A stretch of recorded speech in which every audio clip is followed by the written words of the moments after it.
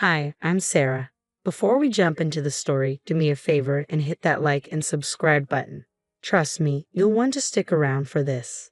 I'm 28, happily married to the love of my life, Mark, and we're eagerly awaiting our first baby. Life's been pretty amazing so far. We've got this charming little house in the suburbs, stable jobs, and now we're diving into all things baby. Decorating the nursery, shopping for adorable clothes, you name it. My mother-in-law, Karen, seemed great at first. She dropped by with casseroles and offered to help with the nursery, but there was something a bit off. I couldn't quite put my finger on it, but her smile always seemed a bit forced when she looked at me. "Oh, Sarah, sweetheart, let me take care of that," Karen would say, swooping in to grab the paint roller from my hand. "We wouldn't want you to overexert yourself, now would we?" I'd force a smile and respond, "Thanks, Karen. I'm pregnant. Not helpless, but I appreciate it." Her laugh, a high-pitched cackle, always grated on my nerves. "Oh, you're so amusing, dear. Mark, don't you think she's just hilarious?" Mark, seemingly unaware of the underlying tension, would shrug. "Mom's just trying to help, babe." As time went on, Karen became a constant presence in our home. She'd show up unannounced, rearrange our furniture, and offer unsolicited critiques on my cooking. "Oh, is that how you're preparing the pasta? Well, I guess that's one method," Karen commented with a hint of condescension. I tried to bring it up with Mark, but he dismissed my concerns. "She's just excited about the baby, Sarah. Give her a break." But things started to take a strange turn. I'd find my prenatal vitamins rearranged on different shelves, and my hospital bag would be unpacked and repacked. One time, I could have sworn I saw Karen going through my phone while I was napping.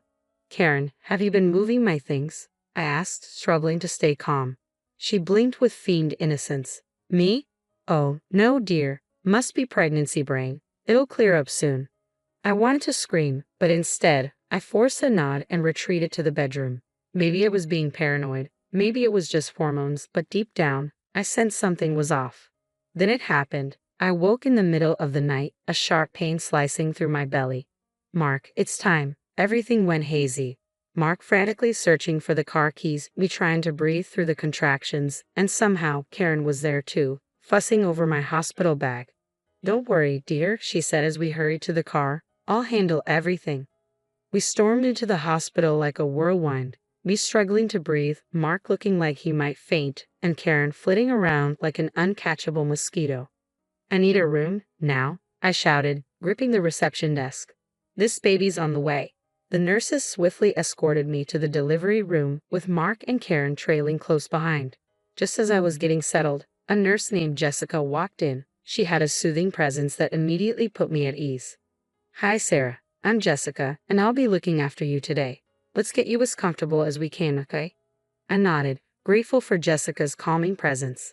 But then Karen jumped in. "Oh, I used to be a nurse years ago. Maybe I can help out." Jessica glanced at Karen with a hint of skepticism but remained polite. "That's very kind of you, ma'am, but we've got it all under control." Karen persisted. "Oh, but I insist. Sarah's like a daughter to me." I wanted to shout, "No, she's not," but another contraction hit, leaving me with nothing but a groan. Hours dragged on, and the pain intensified. Mark was doing his best, but he looked pale and queasy. "You're doing great, honey," he said, his voice trembling. "Shut up, Mark," I snapped. "This is your fault." Karen floated over with a syrupy sweet tone. Now, dear. Don't be too hard on Mark. Let me adjust your pillow for you." As she leaned in, the scent of her perfume made me feel suddenly nauseous. "Karen, could you please give me a bit of space?" She looked wounded, but Jessica stepped in. "Let's give Sarah some room. Mark, why don't you fetch some ice chips?" As Mark left, Jessica took my vitals. "How are you holding up, Sarah?" "Like I'm being torn apart," I groaned. "Is this supposed to be normal?" Jessica gently patted my hand. "Every labor is unique, but you're doing really well. I'll be back in a few minutes to check on you, okay?" As soon as Jessica left, Karen was back at my side. "Oh, sweetheart, you look so thirsty. Let me adjust your IV." I was too drained to protest. I closed my eyes for a moment, and when I opened them, Karen was fiddling with something near my bed. "What are you doing?" I slurred, feeling uneasy. "Just making sure you're comfortable, dear," Karen said with a smile that didn't quite reach her eyes. My head started spinning, and the room began to blur. Something was terribly wrong. I tried to call out, but my tongue felt leaden in my mouth. Mark, I barely managed to whisper. Karen's face loomed over me, her eyes chillingly indifferent. Shadir, just relax. Panic surged as I realized I couldn't move. The monitor began to beep wildly. Where was everyone? Where was Jessica? Just then, Jessica burst into the room, her eyes widening as she took in the scene. What's going on here? Karen stepped back, feigning innocence. I don't know what happened. She just started acting oddly. Jessica quickly moved to my side, checking the monitors. Sarah, can you hear me? Squeeze my hand if you can hear me. I tried with everything I had, but I couldn't move. The last thing I heard was Jessica shouting, Code Blue, we need a crash cart in here now. Then everything went dark. What about my baby? That was my final thought before I lost consciousness, feeling betrayed by the one person who should have been there to protect me. I came to feeling like I'd been hit by a truck. The room was spinning, and though I could hear voices, they sounded distant. I tried to open my eyes, but they felt as if they were glued shut. She's coming around. Sarah, can you hear me? Jessica's voice reached me through the haze. I managed to croak out a faint, yes. Thank God, I heard Mark say, his voice trembling. Sarah, you scared us half to death. With great effort, I finally managed to open my eyes. The room was filled with people. Mark, looking like he'd aged 10 years, Jessica checking my vitals, and a couple of unfamiliar doctors. In the corner, Karen stood, looking uncomfortably nervous. What? What happened? I mumbled. Jessica leaned in, her expression serious. You had a severe reaction to something in your system. We had to perform an emergency C-section. My heart raced. The baby? She's fine, Mark said quickly. She's in the NICU, but she's perfect. I exhaled a breath I hadn't realized I was holding. Mark nodded, tears welling in his eyes. We have a daughter, Sarah. I wanted to feel elated, but a nagging concern lingered. But what about me? Jessica exchanged a glance with one of the doctors. We're still investigating. Your blood work revealed dangerously high levels of medication that shouldn't have been in your system. Suddenly, everything came rushing back. Karen by my bedside, adjusting my IV, the strange sensation I felt. I turned to Karen, who was now edging towards the door. It was you, I said, my voice firmer. You tampered with my IV? The room fell into stunned silence. Mark stared at his mother in disbelief. Mom? Karen put on a facade of innocence. I don't know what you're talking about, dear. You must be disoriented from the medication.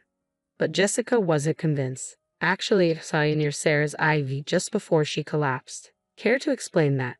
Karen's expression grew cold. I was trying to help. You weren't doing your jobs properly by administering unauthorized medication.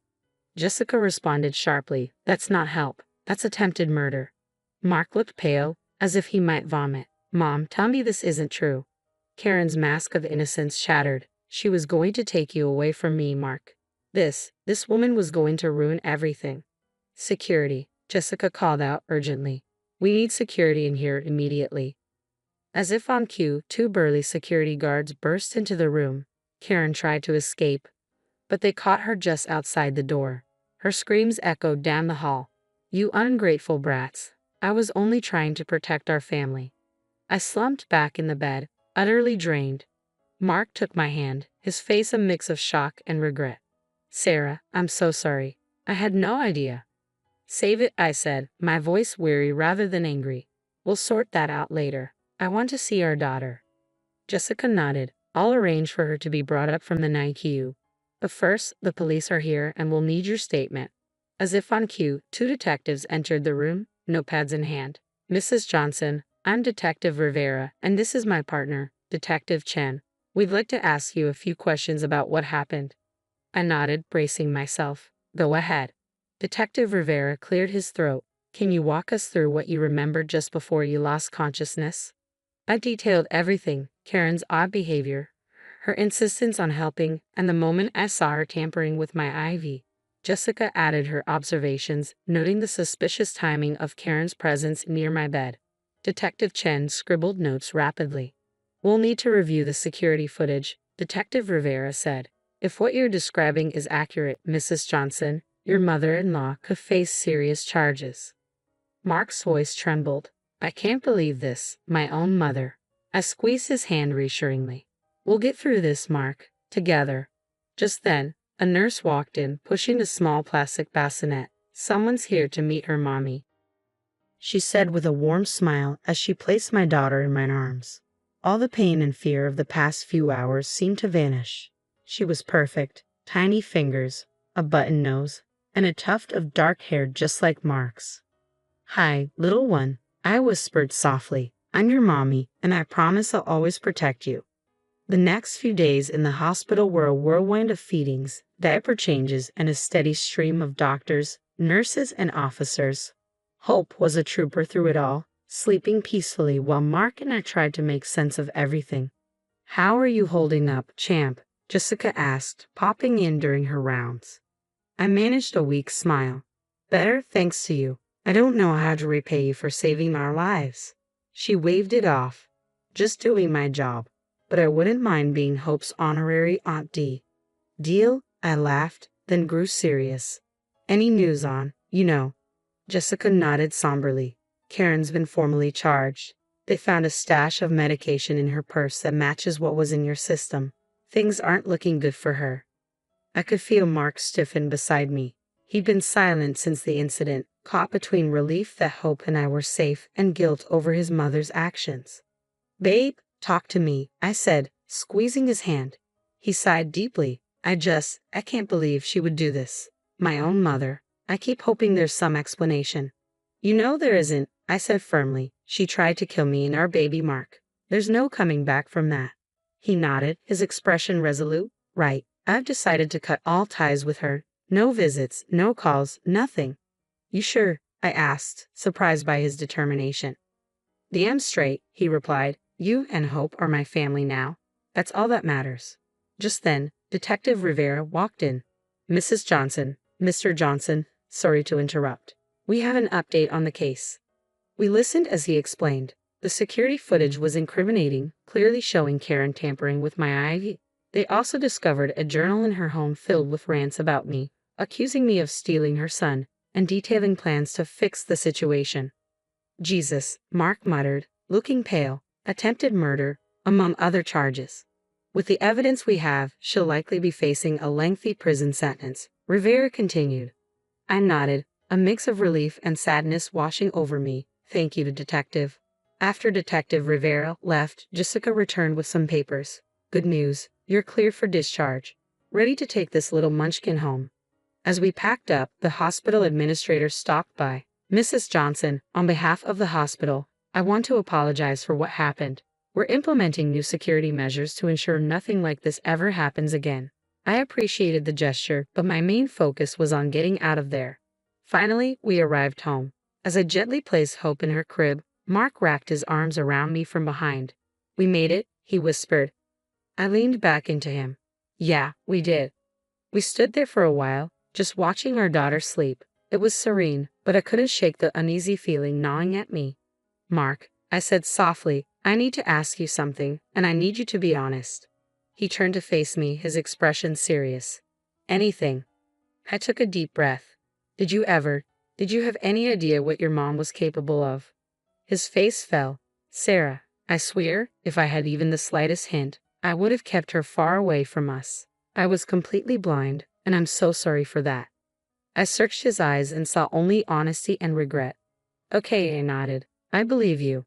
He pulled me close, his voice soft but full of conviction.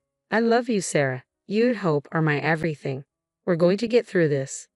Yeah, I said, feeling a new strength rising within me. We're going to be more than okay.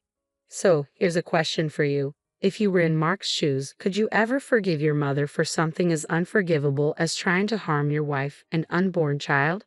Or would you cut ties completely like he did? It's a tough one, isn't it? Family betrayal like this doesn't come with easy answers. If this story had you hooked, don't forget to hit that like button and subscribe for more stories that dive deep into the complexities of life. Your support helps us keep bringing you content that resonates. Thanks for tuning in, and I'll see you in the next one.